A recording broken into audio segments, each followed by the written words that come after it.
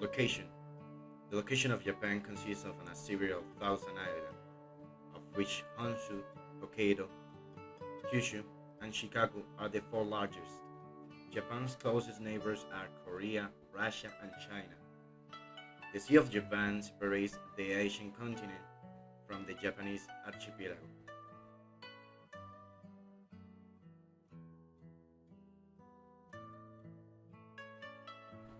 Dress code. The dress code and appearance are very important to the Japanese in their business. The Japanese people generally are very formal, especially when conducting business. Despite their usual convers- conservative attitude, the Japanese will often dress in an informal business setting.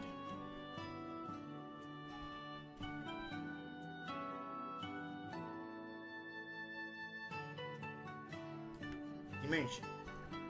The dimension of Japan, uncertainty avoidance, has to do with the way that the society deals with the fact that the future can never know. Should we try to control the future or just let it happen? This ambiguity brings with the anxiety and the different cultures have learned to deal with this anxiety in different ways.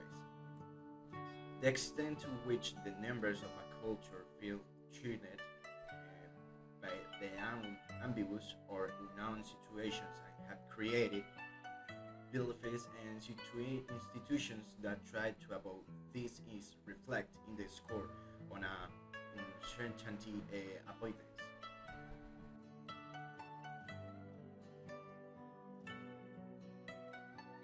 Religion. Shinto and Buddhism are the Japan's two major religions. Shinto is as old as the Japanese culture, while Buddhism was imported from the mainland in the 6th century, something like that.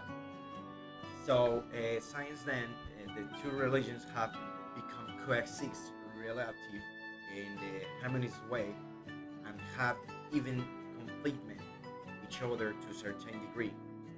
Most Japanese consider themselves Buddhists, Shintoists, or both.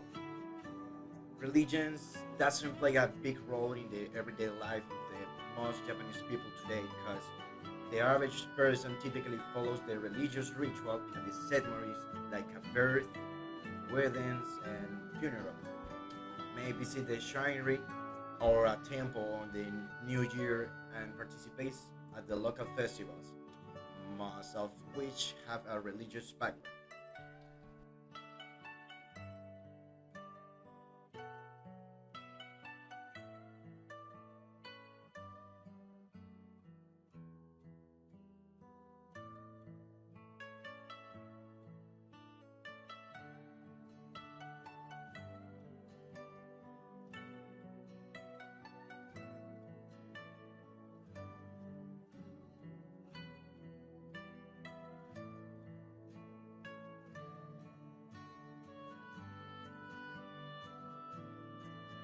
So I have eight kind of aspects that you have to know with the business protocol in Japan.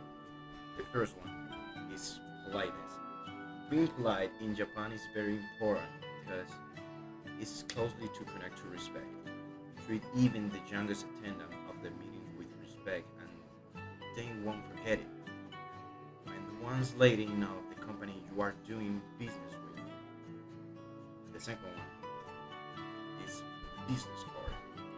You might to see your business card just as information, but in Japan, you should treat the cards you receive like they are aware or part of the person.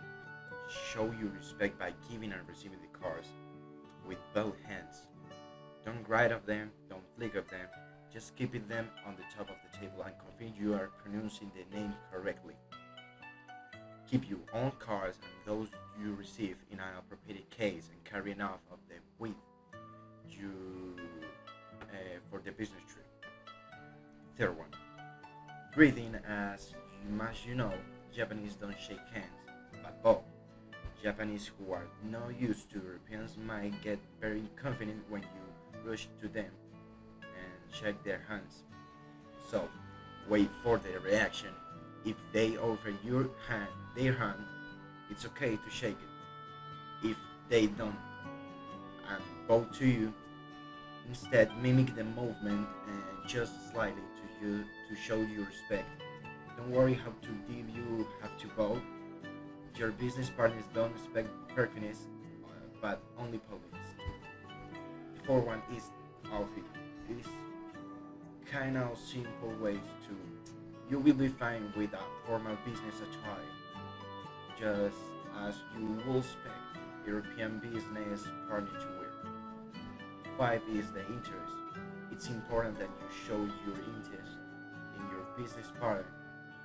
You will probably do research on the company you want to work with advance anyway, but if you take a lot of notes during the meeting and make a lot of inquiries about the company and projects, your business partner will appreciate it a lot.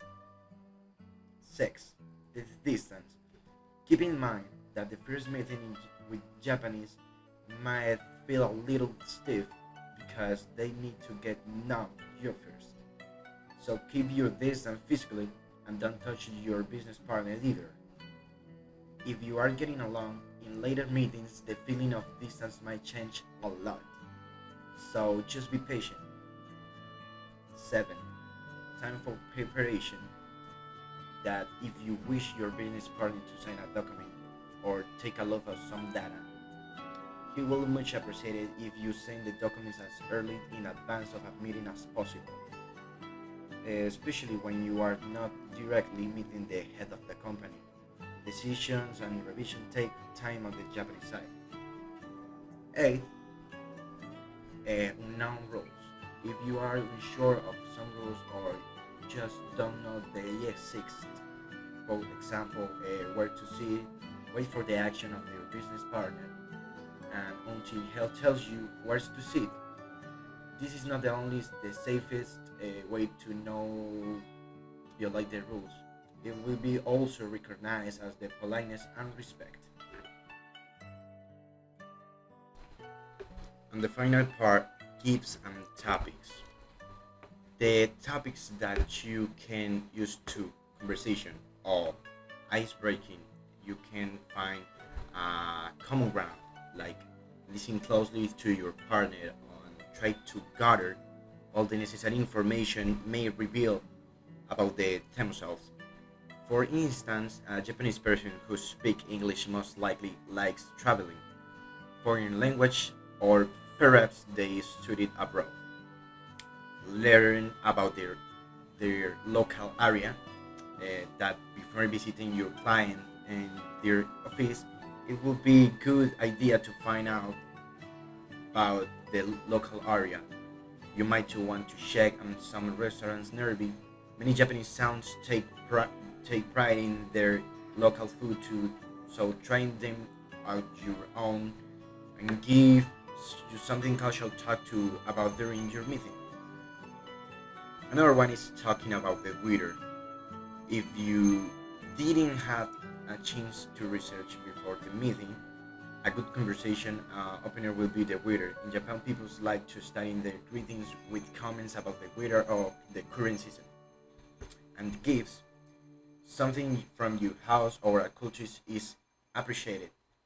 And don't try to give gifts of the 4 or 9 items, as these numbers as view is ill fate.